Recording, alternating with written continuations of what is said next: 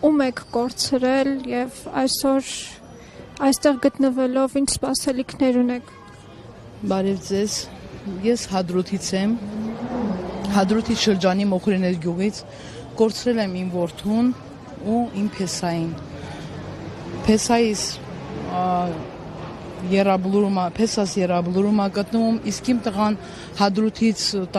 դուրս է արել, Շիրիմը տեղափոխել եք Ստեփանագերտ եղբայրական գերեզման։ Ինձ հույս ունեի, որ գոնե կտեղափոխեն իմ երեխու գերեզմանը Երաբլուր, գոնե մի ծաղիկ խոնհարեմ, մի հատ խունկ ծխեմ, ամեն ինչի այն գերեզմանին քարին կարոտ, չեմ արդեն դիմանալու չի,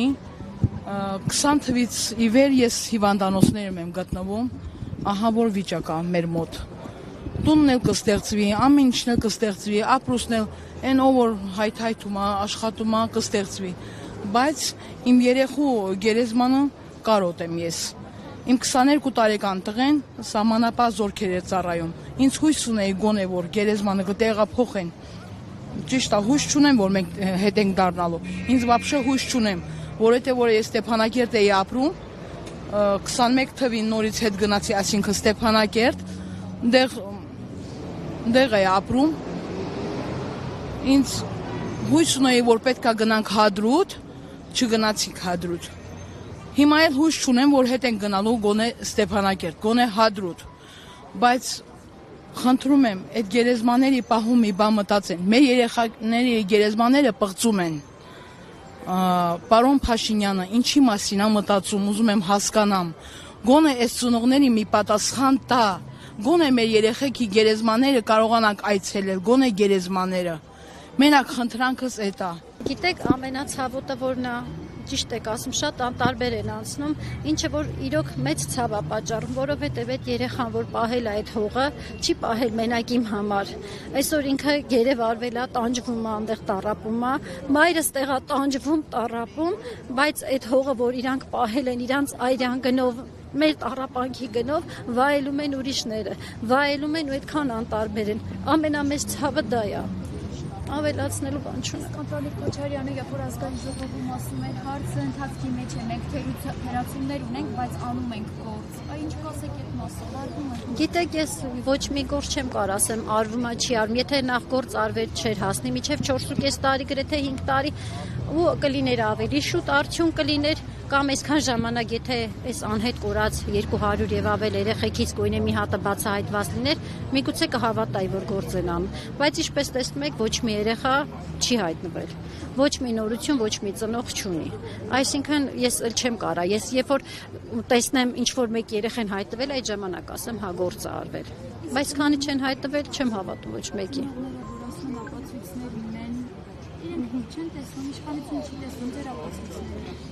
Տեսնում են, ասում են դե ինչ անենք, հասկացեք դիմացինը թուրք է, բայց երբ որ իրանք նորակոչիկ երեխեքին պիտի տանեին սահման, հասկանալուց չկային, այդ հասկանալու ուղեղը չունեին, որ նորակոչիկ երեխեքին 2 ամսվա ծառայողի երեխան 2 ամսվա պատերազմի դաշտում 2 ամիս է լրացել։ Ինչի համար մտածված տանում էիք մսաղած, հա, պլան ունեիք դնել, որ պետք է անպայման մի հատ 4-5 հազար զոհ ունենայիք, հա, այդ էր ձեր պլանը։ Հիմի լավ եք զգում, բավարարված եք զգում, երկնքից արժանանակ ձեր պատժին։ Ողջույն մի հարց, ձեր տղան է անհետ կորած եւ վերջի անգամ երբ եք իր հետ խոսացել։ Դեք չեմ ուզում անհատականացնեմ։ Արեք չանհատականացնենք, որովհետեւ բոլոր երեխեքն էլ օրը մի օրով կամ օրը մի քանի երեխա կորել է։ Բոլորն էլ նույն հողի համար են պայքարել, բերեք չառանձնացնենք երեխեքին։ Ամեն դեպքում տեսեք, մենք անընդհատ խոսում ենք, անընդհատ պահանջում ենք, բայց այդ որ ասում են դիմացինը թուրք է, իսկ խաղաղություն պայմանագիր կնքելուց չեն հասկանում, որ դիմացինը թուրք է, այսինքն երբ որ հարցը հասնում է մեր երեխաներին, մեր տղաներին, հասկանում են, որ դիմացինը թուրք է, իսկ երբ որ հարցը հասնում է խաղաղության պայմանագրին, մենակ այդ ժամանակ են բարեկամության մասին մտածում։ Ուզում են արդարացնեն, որ խաղաղության պայմանագրի մեջ կա նաև կետ, որը կտա երեխաների վերադարձ, բայց դե թե ինչքանով է մենք վստահ լինենք կամ ինչքանով են իրանք Թուրքին հավատում, որ Թուրքը խաղաղության պայմանագրից հետո կվերադարձնի, ես չեմ կարող ասեմ, չգիտեմ։ Ես որ եթե այսքան ժամանակ այդ ինչ որ քարտեզ են տվել, չգիտեմ ինչ են տվելու տեղ, այսինքն երեխա չի եկել, ես չգիտեմ։ Եթե հա այդ խաղաղության պայմանագիրը կբերի երեխեքին իրոք, համամիտ եմ, բայց որ չբերի իրանք պատկերացնում են, ես այսքան ցավի մեջ տառապող մայրս, ես կարելի եմ խաղաղ ապրեմ Թուրքի հետ։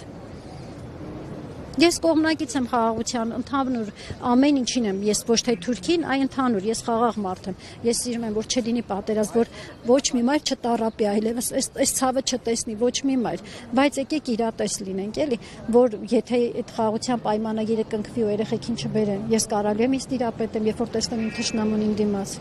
Ոչ։